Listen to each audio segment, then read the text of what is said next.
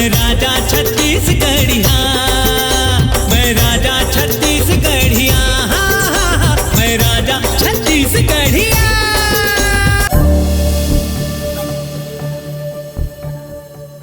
मोर बेटाला कखरो नजर झान लगे, खूब पढ़ और खूब बड़ बेटा।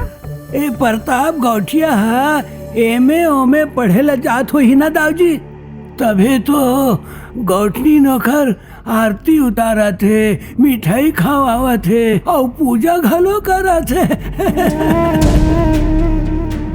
अरे ओहर ऐसन बात नो है रे प्यारे। हाँ दाऊजी।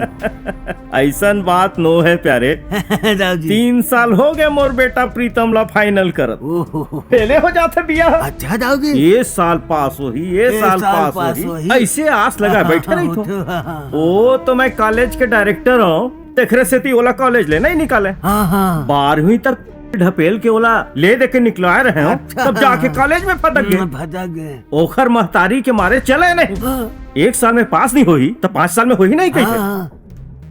महू कहो जा रे साले ला, मुसवा के कुतरे ले कुबेर के कोठी थोड़े सी राजा ही। आपके बेटा है ना दाऊजी, रिकॉर्डेड बना ही, भले फेल हुए में बनाए आप के तरह। ज्यादा बात करे सिंगस का साले, तोर मुड़ी ला काट के ना ये 12 सिंह के बुरी जगह टांग दहुरे साले। मजाक करत रहे हो दाऊजी। काकर से करे बे मजाक, मजाक करत हस। ठाकुर शमशेर सिंह से मजाक करे के सजा जानत हस।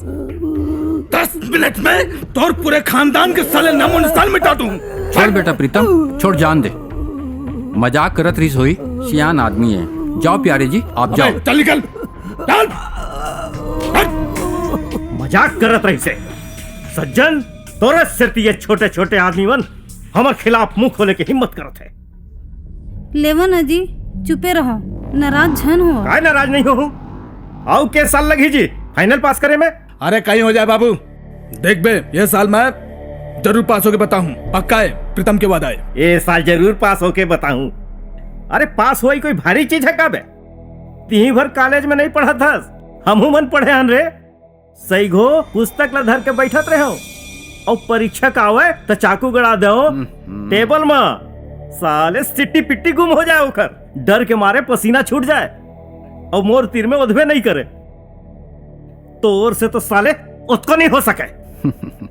पुस्तक ला खोल के तो मुंह बैठो का चाकू घलो गड़ जाता हूँ। था कैसे फेल हो जाता बे? कौन सवाल के उत्तर कौन है कुछ समझ में नहीं आया, उल्टा सीधा लिखा जाते तो मैं क्या करूं? मैं क्या करो? ये साल अगर फेल होबे ना तो तोर सब पढ़ाई लिखाई बंद। ऐसे भी तोला पढ़ा लिखा के कौन सा नौकरी चाकरी कराना है। ये साल अगर तय पास नहीं होना बाबू तब बता दे हो, गांव में आके रहबे और माल गुजारी संभालबे, समझे? ज्यादा भाषण जान दे बाबू, वैसे भी न मोट एकदम दिमाग खराब हो गया साले।